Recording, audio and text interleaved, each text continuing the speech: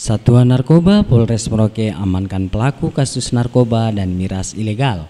Penangkapan narkoba jenis sabu-sabu sebanyak 1 paket tersebut pada tanggal 6 Agustus pukul 22 waktu Indonesia Timur dengan TKP depan Taman Rusa Jalan Marin Merauke, Kelurahan Maro Merauke, Papua.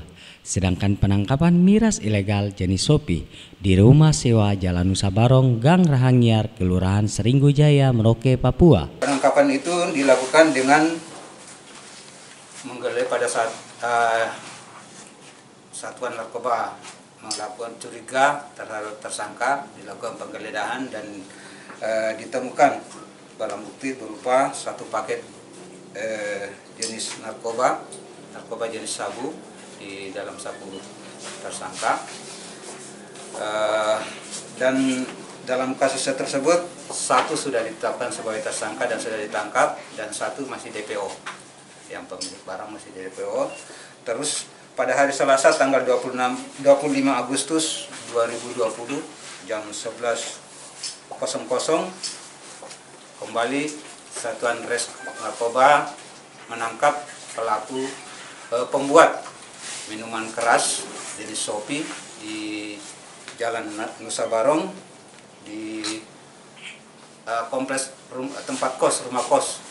Di situ Set Narkoba berhasil menyita alat masak dan barang bukti yang sudah berhasil diproduksi, dan tersangkanya juga sudah diamankan. Kasus narkoba 1 paket tersebut digeledah dari saku tersangka yang berinisial M alias A. Saat diinterogasi diperoleh keterangan barang bukti tersebut didapat dari seseorang bernama inisial AR alias F, dan atas pemeriksaan laboratoris kriminalistik menyatakan barang bukti yang disita dari tersangka adalah positif metamfetamina. Sedangkan terhadap inisial AR alias F sebagai penyedia barang masih dalam penyelidikan dan telah ditetapkan DPO atau daftar pencarian orang. Ditambahkan kasat narkoba menyangkut miras atau minuman keras jenis sopi dengan inisial tersangka SL alias P berhasil diamankan barang bukti sebanyak 20 liter miras jenis sopi dan puluhan botol sopi 600 ml siap jual serta peralatan masaknya. Barang tersebut diperoleh dari Makassar yang selaku penyedia barang berinisial FR alias F LSI. Namun yang kita amankan adalah yang penguasa barang berinisial AR alias A. Memang baru 1 paket, namun kami coba mengembangkan kepada saudara FR kemarin. Kita mendatangi rumahnya, saat ini masih juga kita polis lain. Dan dari hasil pemeriksaan kita sudah tetapkan yang bersangkutan sebagai DPO, tersangka dan ditetapkan DPO. Dalam hal ini masih dikejar oleh tim, masih kita cek terus. Dia masih di wilayah Merauke, namun agak masuk ke daerah pedalaman Merauke.